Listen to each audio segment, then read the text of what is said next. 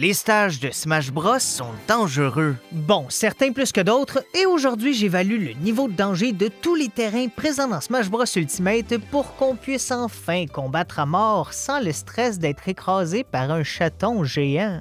104. Salle d'entraînement Wii Fit. C'est l'endroit où je me sentirais le plus en sécurité. On est dans un gym qui a même un petit tapis au sol pour qu'on soit confortable. La seule chose qui me fait peur, c'est de se battre devant un miroir qui pourrait briser et créer de la vitre au sol, mais avec ce qu'on va voir plus tard, c'est vraiment rien. 103. Grande B. C'est basé sur Zelda Majora Mask et du moment qu'on sait nager, ça devrait bien se passer. On a même le droit à la compagnie d'une tortue géante. Je précise tout de suite que je veux aussi prendre en considération ce qui se passe en arrière-plan, mais ici la Lune n'est pas une menace parce qu'elle est réceptionnée par des géants. Elle a même le droit à un doigt dans l'œil. Ça lui apprendra à vouloir détruire le monde. 102. Tortiland. Une petite île paradisiaque dans le style d'Animal Crossing, mais avec un nom qui sonne comme un mélange entre Tortuga dans Pirates des Caraïbes et des tortillas. C'est un peu plus dangereux que la Grande Baie parce que dans l'eau, la tortue est remplacée par un requin, sauf qu'on le voit super bien. Il est pas caché. Le risque existe aussi quand on va à la plage dans la vraie vie. Ici, il manque juste un sauveteur pour le crier. 101. Arène. Le dernier stage hors du top 100, c'est une arène vraiment basique. Des plateformes sortent de nulle part, mais même ça, c'est très léger. C'est digne d'un colisée de gladiateurs. 100. Mario Galaxy. À première vue, ça peut sembler controversé. On pourrait croire qu'il n'y a pas d'air vu que c'est une planète éloignée dans l'espace, mais comme il y a de la vie avec des arbres, des fleurs et de l'herbe, ça veut dire qu'il y a de l'oxygène et qu'on peut respirer. Après, ça veut pas dire qu'il n'y a pas un virus terrible digne d'un film alien, mais bon, c'est impossible de le savoir, au moins on peut pas tomber dans le vide. 99. Yoshi Story. Le premier de beaucoup de stages où on peut tomber, mais ici on tomberait dans de l'eau, donc ça pardonne un peu plus, surtout qu'il est fait en tissu. Ouais, c'est bizarre, ça doit pas rafraîchir beaucoup en la buvant. Le terrain est fait en carton et c'est aussi l'habitat naturel d'un éléphant qui porte des pantalons. Il a l'air sympathique, mais je suis fâché qu'il gaspille le droit d'être tout nu. C'est un éléphant, personne ne serait offusqué s'il était dans son costume d'Adam.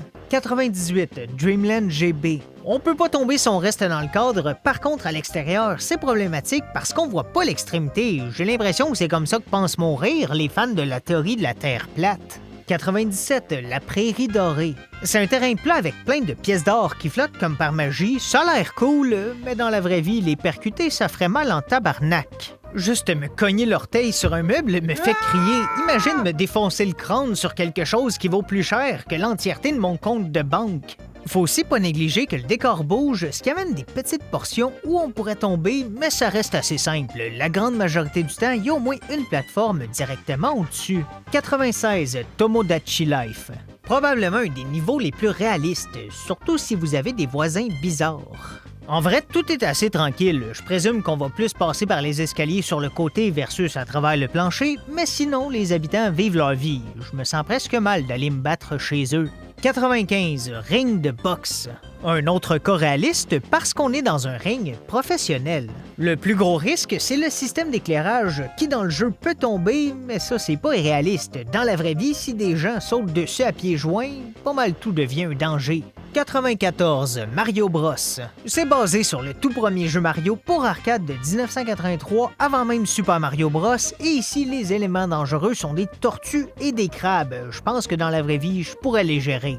Surtout si j'ai faim. 93. Arène Ferox. C'est vraiment une arène mythique, un peu dans le style romain. On peut tomber sur les côtés, mais c'est quand même assez grand, surtout en termes de largeur. Et bon, des plateformes apparaissent, sauf que ça change pas grand-chose. C'est globalement très relax. 92. Espace 2DX.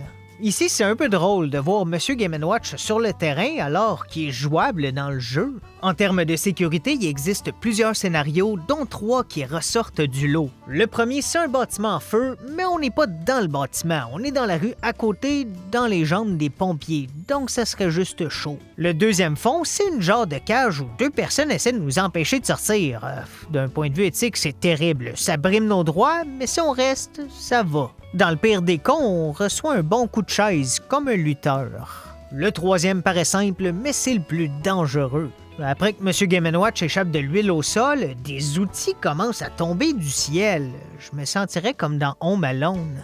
On sous-estime vraiment à quel point Kevin aurait tué les casseurs flotteurs, genre 14 fois. 91, Duck Hunt.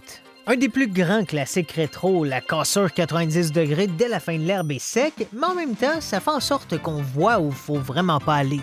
90, Château de Dracula. La maison du vampire le plus connu de l'histoire est un endroit qui ferait vraiment peur vu son côté creepy et tous ces monstres en arrière-plan, mais ils nous attaquent jamais, donc ça serait pas vraiment dangereux. Même si bon, j'ai beau pas être blessé physiquement par ce masque louche qui nous observe, mentalement je m'en remettrai jamais. Sur les côtés, on peut tomber, mais c'est assez bien sécurisé comme le plancher au centre et plus bas dans un creux. 89, Jungle Congo. Un des classiques du jeu sur 64, et au moins, si jamais on tombe, on a une chance d'être attrapé par un baril. Bon, je garantis pas qu'être tiré vers le haut va être agréable. Je vais être franc, j'aime pas juger les gens, mais j'ai toujours méprisé les hommes canons. Ils me font sentir mal d'avoir un peu l'espoir étrange que ça se passe mal. Bref, ça augmente nos chances de survie, mais pas de beaucoup. 88, Jungle des Jobards. Ici, il n'y a pas de canon, mais la maison de Cranky Kong et je lui fais pas confiance à ce vieux primate sénile. Il n'y a rien à perdre. Au moins, on tombe pas dans le vide, mais la rivière en dessous est pas particulièrement sécuritaire avec les rapides et surtout les bébés crocodiles qui ont des dents énormes. On est maintenant face à une portion avec vraiment beaucoup de stages où il n'y a pas vraiment de danger en tant que tel, mis à part la chute potentielle dans le vide aux extrémités. Je vais donc mitrailler le classement de 87 à 75 en précisant quelques points si je juge que c'est nécessaire. 87, Arbre magique du bonheur. Le nom du stage sonne beaucoup trop mignon pour un endroit où des gens vont pour se tabasser. 86, Ville et village. La thématique Animal Crossing est vraiment bien respectée. Tu sais que c'est tranquille quand l'élément le plus menaçant, c'est un ballon. 85, Smashville. 84, Vaste champ de bataille. 83, Champ de bataille. Une version moins vaste, donc un peu plus de chances de tomber. 82, Petit champ de bataille. Est-ce que j'ai besoin d'expliquer mon processus logique? 81, Château Suzaku.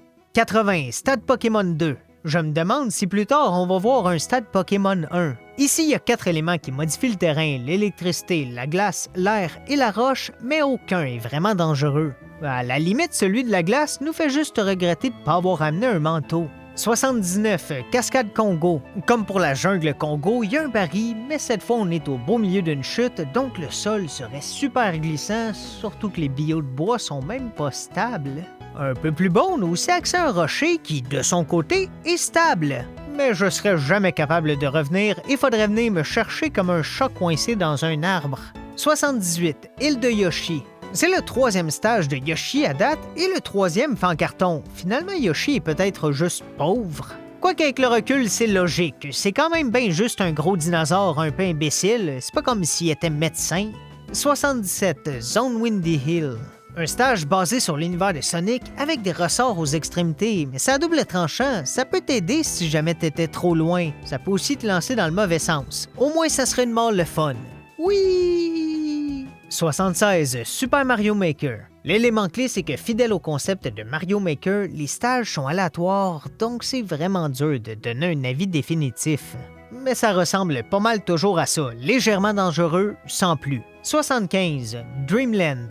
On termine enfin la portion des stages où le gros danger principal, c'est de simplement tomber dans le vide par nous-mêmes. Dans Dreamland, on a la chance d'être poussé par un arbre qui nous souffle dessus comme un vieux monsieur avec une chandelle de gâteau qui se rallume tout seul. 74, Île de Yoshi, version Melee. Ça, c'est un cas vraiment trompeur parce qu'à la base, il y a des cubes au-dessus du vide qui donnent un faux sentiment de sécurité. Si on les accroche en frappant, ils commencent à pivoter. C'est pire que s'il y avait rien. Au moins, j'irais pas. Là, c'est juste humiliant. Imagine mourir parce que t'as été berné par un cube avec des gros yeux.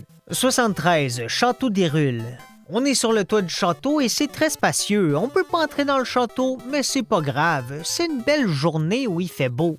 Jusqu'à ce qu'une tornade apparaisse de nulle part. Ça doit être surprenant, tu te bats tranquillement avec un seigneur du mal, puis pouf! Une bonne bourrasque de vent met fin à ton rêve de pas mourir. 72, Anenbo.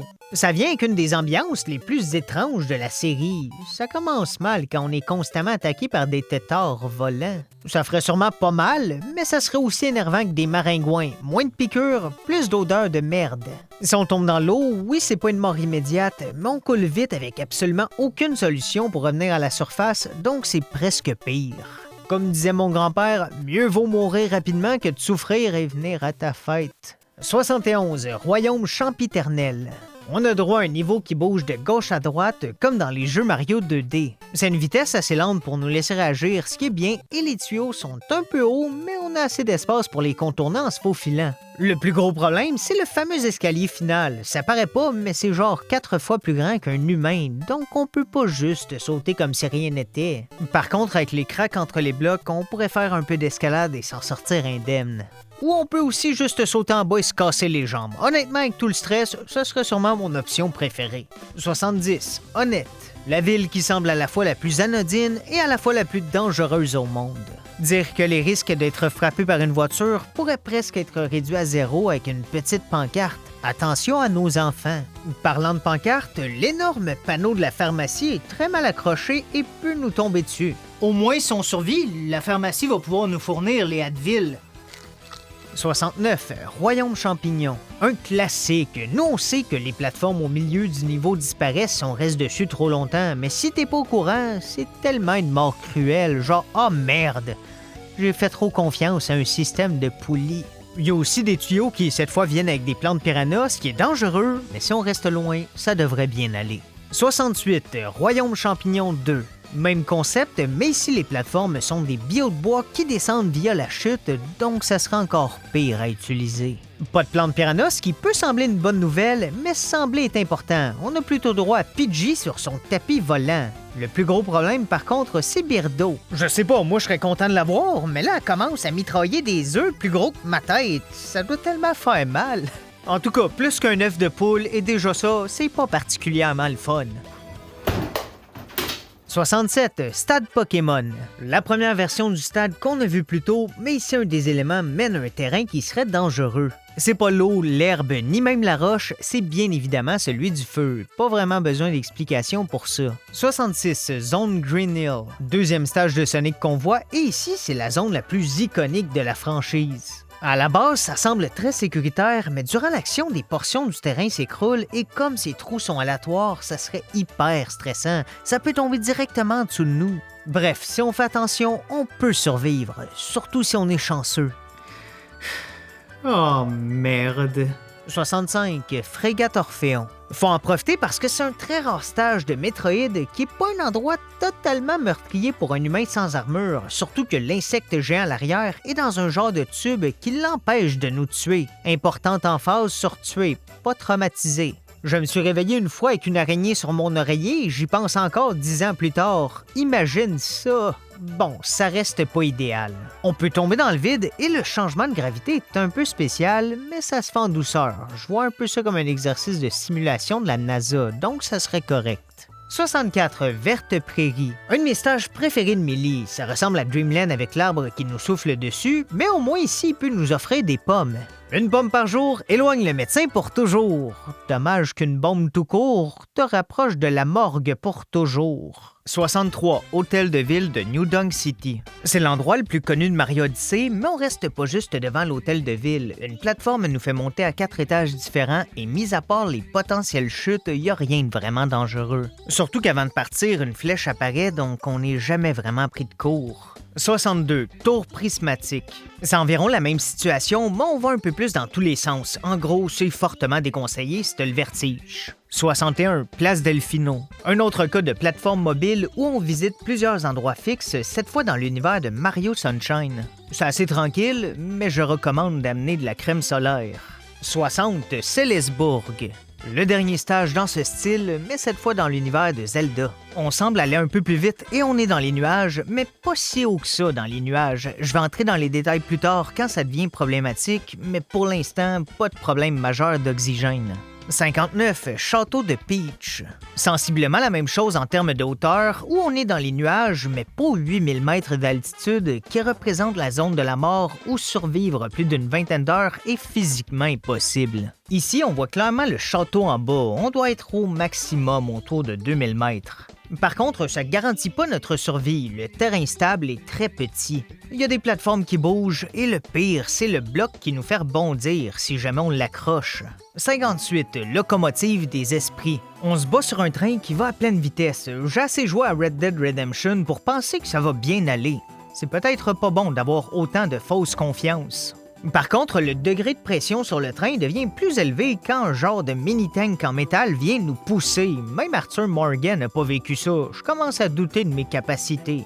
57. Tour Girel. La tour en tant que telle n'est pas plus dangereuse qu'une autre, mais l'encre des Inklings rendrait la structure super glissante et disons que c'est pas un endroit où tu veux glisser. 56. Île de Shadow Moses. On est dans une base nucléaire de Metal Gear Solid et ça se passe étonnamment bien, jusqu'à ce qu'un gros robot mecha attaque et défonce le mur. Même s'il nous attaque pas personnellement et va même jusqu'à reconstruire le mur lui-même, les débris pourraient vraiment faire des ravages en tombant sur nous. 55. Manoir de Luigi. Sensiblement le même problème. On se bat dans un manoir hanté et visiblement les poutres de soutien ont pourri avec le temps parce qu'elles se brisent à rien.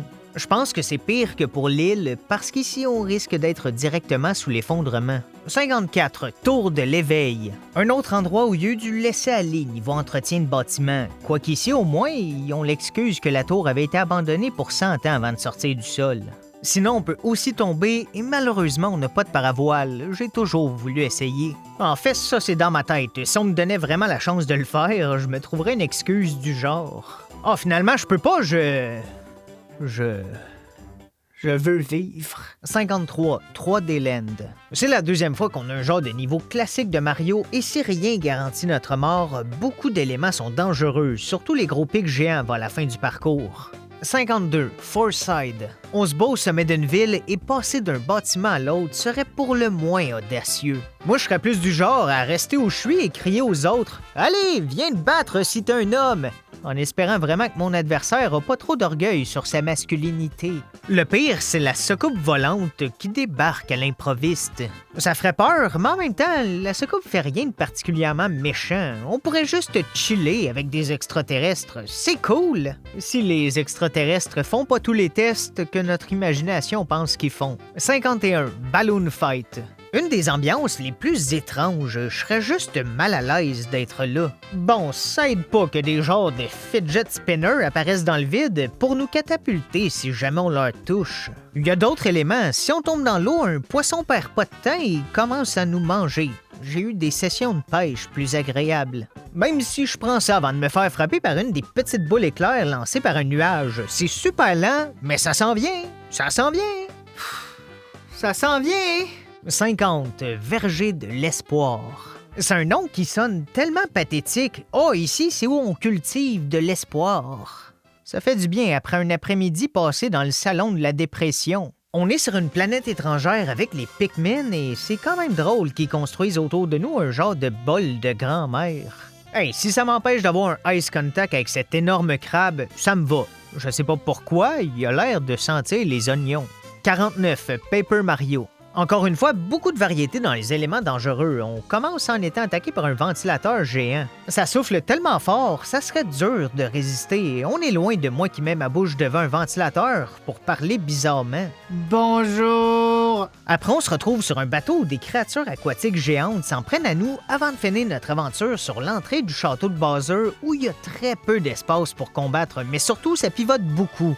Faut être agile pour survivre. 48. Salon. OK, on est dans le salon de qui présentement? Qui possède des chiots et des chatons géants qui pourraient nous tuer de la manière la plus mignonne possible? En même temps, le propriétaire de la maison est juste irresponsable. Il y a des blocs qui tombent de partout, des talons hauts, même des burgers. Imagine mourir et ta dernière pensée, c'est « J'avais demandé pas de tomates ». 47. WarioWare Inc.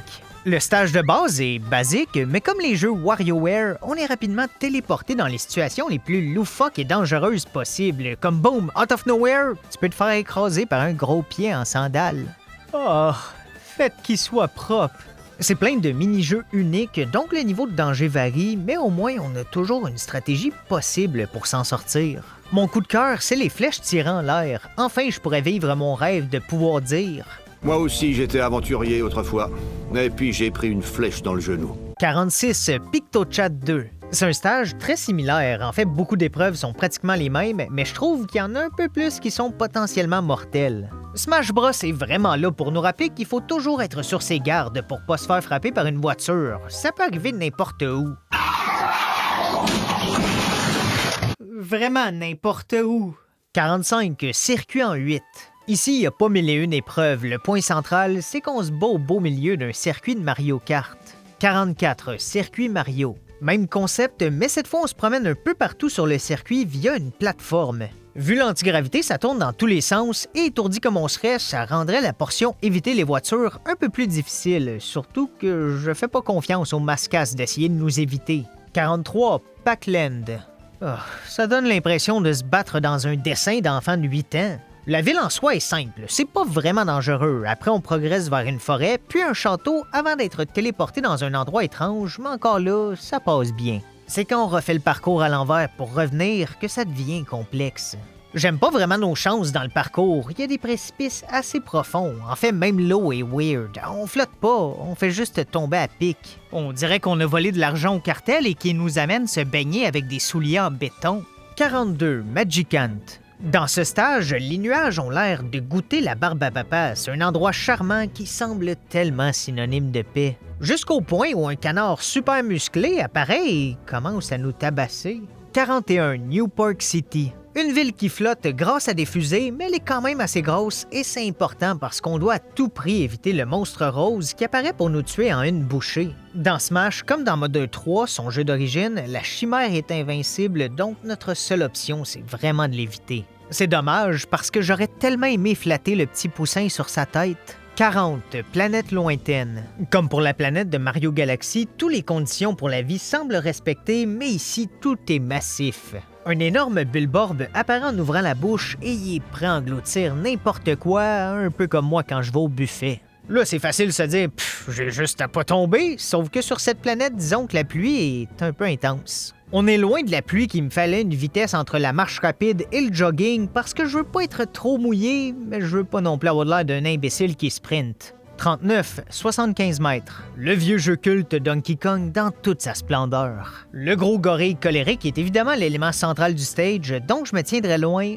mais ça m'empêcherait pas de recevoir un ressort en plein visage. C'est un endroit où je sous-estimerais vraiment les dangers. Les boules de feu sont tellement mignonnes avec leurs petits yeux, je me prendrais une brûlure au 3e degré avec plaisir pour les flatter. 38, Royaume Champignon U. On se promène un peu partout dans le Royaume Champignon, mais la portion la plus étrange, c'est quand Carotin kidnappe un des joueurs. C'est tellement absurde comment il fait juste s'envoler avec de la fumée sous lui. On dirait qu'il profite d'un pet opportun. 37, Gamer. Celui-là fait limite peur. Je peux comprendre pourquoi l'oiseau a l'air aussi stressé. La madame qui fait des jumpscares est terrifiante, mais le pire, c'est quand elle perd ses cheveux et devient un grand-père. Sérieux, si j'ai le malheur de tomber dans sa ligne de mire, j'aime mieux mourir sur le champ que de vivre toute la confusion.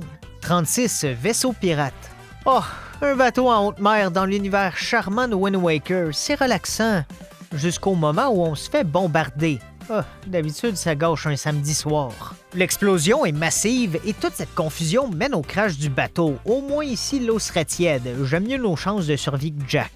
35, château assiégé. On combat sur un château durant un siège. Le nom explique bien la situation. Si les projectiles sont passés, on est téléporté dans un genre de sous-sol de château, ce qui est correct, mais après on est dans un souterrain rempli de lave en fusion. L'été, je transpire en fou quand il fait 30 degrés. Ici, je fondrais comme de la crème glacée au micro-ondes.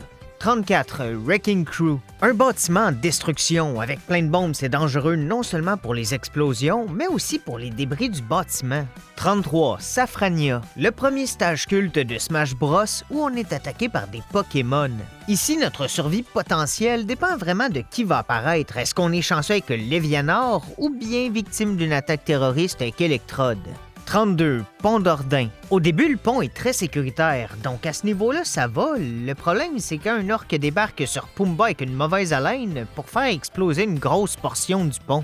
Outre l'explosion et l'énorme trou qui pourrait nous tuer, faut pas négliger le fait d'être empalé par les cornes du phacochère. 31, Vallée Gerudo. Un deuxième stage de suite basé sur Zelda. Ici, il n'y a pas vraiment de chute mortelle. Oui, le pont en bois peut se briser, mais on tomberait dans l'eau, donc ça serait pas si mal. Le gros problème, c'est les deux sorcières qui feraient des ravages, que ce soit avec le feu ou la glace.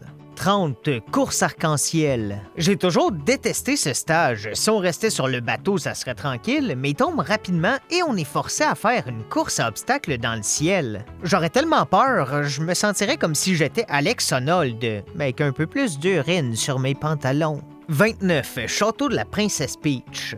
Encore une autre représentation du château. On n'est pas particulièrement haut, il y a même de l'eau en dessous, donc ça pourrait bien aller s'il n'y avait pas un Benzaï Bill qui fait exploser la moitié du château en me fixant comme un psychopathe. Sérieux, t'es au courant que tu vas exploser, hein? Tu devrais pas être aussi heureux de te sacrifier juste pour faire chier les gens. 28, la caverne du péril. C'est gigantesque et confus, il y a de la lave un peu partout, des pics, on dirait la chambre de rêve d'un gars qui aime trop le médiéval. Il y a même des canons, un chariot de mine qui peut nous foncer dessus. Vraiment, j'ai de la misère à voir comment je trouverais pas une manière de mourir. 27, île Woohoo. On est de retour à flotter un peu partout sur une plateforme, mais cette fois, non seulement on se déplace plus vite, on va surtout se battre au-dessus d'un volcan. Le gap entre les deux côtés est vraiment large, on dirait un bon 5-6 mètres, donc si on se fait pousser vers le centre, on peut pas juste sauter sur le côté et on est pris au piège. 26. Mute City Super NES. Je déconseille fortement de se battre sur des voitures en mouvement, ou des voitures tout court. 25. Big Blue. Environ la même chose, mais il y a plus de voitures, ce qui, oui, nous fait plus de plateformes, mais ça fait aussi quand même plus de voitures qui peuvent nous frapper. 24. Port Town Aerodive. Le summum du danger, c'est qu'on est arrêté et que les voitures foncent vers nous. Ça va tellement vite, c'est juste cruel de nous abandonner au milieu du circuit. 23. Corneria. Cette fois, ça se passe sur un vaisseau de Star Fox et on arrive dans un tiers où je donne vraiment pas cher de notre peau. Au moins, le vaisseau est assez gros, donc on a beaucoup d'espace et ça va lentement, mais même si on tombe pas, d'autres vaisseaux en profitent pour nous tirer dessus à coups de laser. Faut aussi faire attention où on va, c'est risqué d'aller sur nos propres canons laser. Mais pourquoi je ferais ça? Il y a aussi le moteur à l'arrière qui est comme mettre sa main sur un rond de poêle. Au lieu d'être une leçon de vie, ici, on ferait juste mourir. 22. Venom. Presque identique, mais on a moins d'espace pour éviter les tirs adverses. 21. Alberd. Le troisième et dernier stage dans ce style, mais cette fois dans l'univers de Kirby. À la base, ça semble relax, mais on est rapidement lancé dans les airs avant d'aller s'installer sur le vaisseau de Meta Knight. Une fois là, on est vraiment à la merci de son arsenal d'armes. La pince à la Dr Octopus et les bombes sont gérables, mais le gros laser qui prend la moitié de la plateforme ferait des victimes. Ça serait terrifiant. 20. Mis en péril. Parlant de terrifiant, c'est jamais bon signe quand dès le début du combat, on voit quelqu'un dans une cage. C'est pas trop clair si c'est le dragon lui-même qui avait enfermé le Mii, mais dans tous les cas, c'est dangereux. Il a vraiment pas l'air sympathique. Sérieux, le Mii dans une cage, c'est presque une technique d'intimidation. Je veux pas me faire capturer et torturer, abattez-moi sur le champ. 19. Colonne Lance. 18. Ligue Pokémon d'Unis. 17. Ligue Pokémon de Kalos. On a droit à une petite séquence Pokémon et ça nous rappelle que dans la vraie vie, des Pokémon, ça serait de la grosse merde. Là, on n'est plus sur des petits Pokémon mignons, c'est des gros légendaires violents. On est loin de Magikarp qui mettrait de l'eau sur mes souliers. 16. Château du Docteur Willy. Le stage en soi est pas si pire, même si, bon, ici les plateformes flottent pas dans le vide, elles sont propulsées par des roquettes qui pourraient nous brûler, mais honnêtement, c'est le dernier de nos soucis quand on voit le gros monstre jaune. Est-ce qu'il est vraiment plus fort que les Pokémon? Peut-être pas, mais au moins je serais pas mal plus fier d'être tué par Ho-Oh qu'une créature qui a l'air d'être fait en pâte à modeler. 15. Pilot Wings. Ça, c'est le stage idéal si vous voulez vous prendre pour Tom Cruise. On se bat non seulement sur un avion qui va dans les moindres recoins de l'île Woohoo, mais on passe surtout d'un avion à l'autre à pleine vitesse. 14. Sommet. On n'est pas juste sur le sommet d'une montagne, ça serait intense, mais pas si pire comparé au reste. Non, on est sur le sommet d'une montagne qui se détache, descend le reste de la montagne avant de tomber dans l'eau glacée. Il y a aussi un ours polaire, un des seuls animaux qui chasse volontairement l'humain et peut traquer ses cibles sur des kilomètres, donc j'aime pas être juste à côté de lui. Notre meilleure chance, c'est qu'il se fasse manger par le poisson géant et que de son côté, ça le ressaisit assez pour qu'il nous laisse tranquille. 13. Forêt des bombes à zéro. C'est un niveau assez basique sur une tour de château. On se demande presque qu'est-ce que le mot forêt vient faire dans le nom. Jusqu'au moment où une enfant géante apparaît au loin et attaque le champ de bataille, ce qui crée une explosion gigantesque qui nous téléporte dans une genre de forêt étrange. Bon, je prends pour acquis que ça nous ferait mal, en fait ça serait sûrement mortel, mais en vrai on sait pas, peut-être que ça chatouille. C'est un endroit vraiment bizarre et creepy. Ce poisson-là, c'est quoi sa vie? Qu'est-ce qu'il fait dans ses temps libres à part faire chier? Je suis tellement désolé. 12. Plaine de gare. La plaine en soi, ça passe quand même bien. Le gros problème, c'est le robot psychopathe qui détruit la moitié du niveau à coups de laser. Je préfère passer mon tour. 11. Brinstar. Un des stages les plus iconiques avec le niveau d'acide qui monte constamment, allant même jusqu'à couvrir toutes les plateformes sauf une. Sinon, pas que c'est plus dangereux que l'acide, mais il y a aussi des parties d'aliens vivantes qu'on peut briser pour éliminer la plateforme qui tient au-dessus et j'oserais jamais y toucher. Je suis sûr que j'attraperai une maladie extraterrestre. 10. Midgar. Si personne touche à la boule rouge, c'est correct, mais comme la personne qui l'active est récompensée, quelqu'un va le faire et disons que c'est assez catastrophique. Le résultat est simple, un monstre est appelé et déferle une attaque cataclysmique qui affecte presque tout le stage, ça serait facilement mortel. 9. Norfair. Fidèle à la série Metroid, Norfair est un endroit où j'aimerais vraiment pas vivre. Le niveau est carrément englouti par une avalanche de magma en fusion. Heureusement pour nous, il y a la plus petite portion sécuritaire au monde avec un genre de bunker miniature. Imagine t'es là-dedans, mais avec ton pire ennemi. Est-ce que vous prenez une pause de 30 secondes pour relativiser et vous dire « Pourquoi on se bat? Il y a tellement plus à la vie. » 8.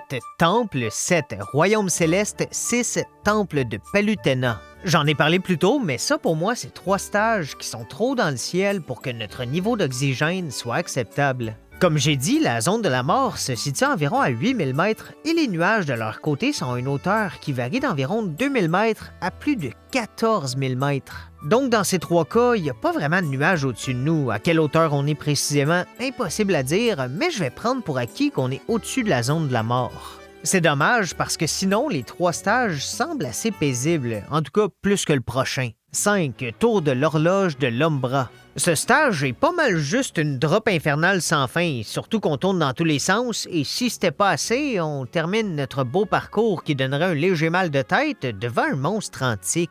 4. Profondeur de Brinstar.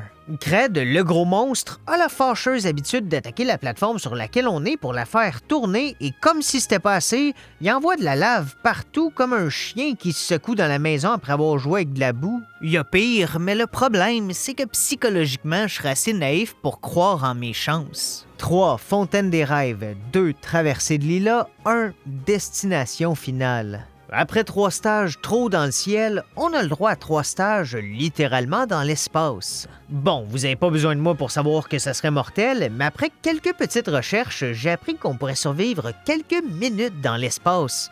En tout cas, notre corps. Parce qu'en vrai, on perdrait connaissance après environ 15 secondes. Mais quelles 15 secondes ça serait?